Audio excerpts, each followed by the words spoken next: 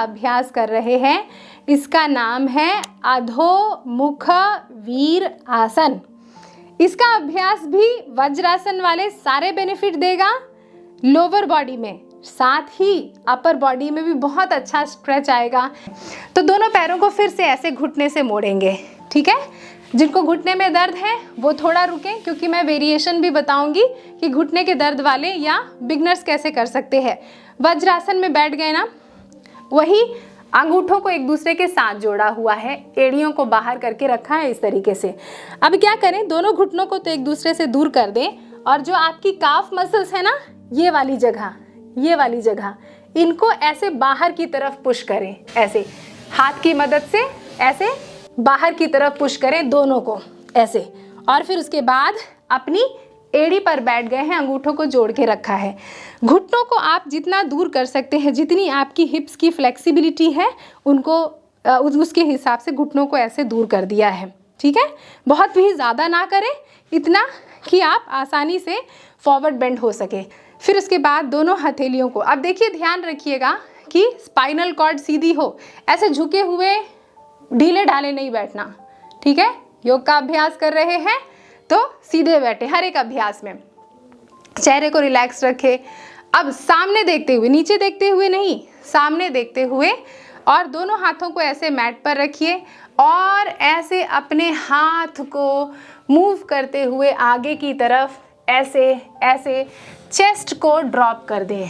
ऐसे चेस्ट को ड्रॉप किया और अपने माथे को भी धीरे धीरे ऐसे ड्रॉप कर दिया इस तरीके से। और इस अभ्यास में जितनी देर भी आप वक्त लगा सकते हैं लगाएं, ब्रीद करें। तो अब आप देख रहे हैं इसमें क्या है, हाथों को आपने आगे की तरफ खींचा हुआ है इस तरीके से, तो इससे कंधे भी अच्छी तरीके से खींच रहे हैं। रीढ़ की जो हड्डियां हैं, जो अलग अलग वर्टिब्रास हैं, वो एक आगे की तरफ खींच रहे हैं, तो गर्दन और कंधों के अराउंड जो टेंशन है वो भी छूमंतर होगी।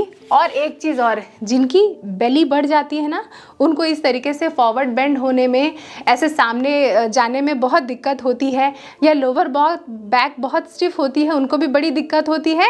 तो आप अभ्यास करेंगे तकिए की मदद से। तो मैंने ये गोल वाली तकिया ले ली है, अगर आपके पास ये नहीं है तो आप 3 से 4 तकिए रखें, जिससे कि आप आसानी से सामने झुक सकें। फिर उसके बाद अब देखिए, इसको जितना हो सके बॉडी के करीब रखें, सामने देखते हुए। देखिए पेट पर कितना अच्छा दबाव आ गया, छाती को भी आपने ऐसे बॉस्टर के ऊपर डाल दिया, और दोनों हाथों को ऐसे आगे करके अपने चेहरे को किसी भी एक साइड, राइट साइड या लेफ्ट साइड या सेंटर पे रख के ऐसे ब्रीद करें जैसे आप कंफर्टेबल, क्योंकि ये जो अभ्यास है सारा कंफर्टेबल होने के लिए है। तो ऐसे हेड को ड्रॉप कर दें और ब्रीद करते रहें, कम से कम 5 मिनट 10 मिनट, जितनी देर भी आप आराम से ऐसे रहना चाहें ऐसे। तो ये मैंने 2 तरीके से अभ्यास बता दिया। इस अभ्यास को जब आप करते हैं तो आपके हिप्स के अराउंड जो टेंशन है वो दूर भागती है, और अपर बॉडी की भी जो टेंशन है वो भी दूर हो जाती है। अब एक चीज़ का ध्यान रखें कि जब आप इस पोस्चर का अभ्यास कर रहे हैं तो आपको ज़्यादा से ज़्यादा देर तक इन पोस्चर्स में रहना है।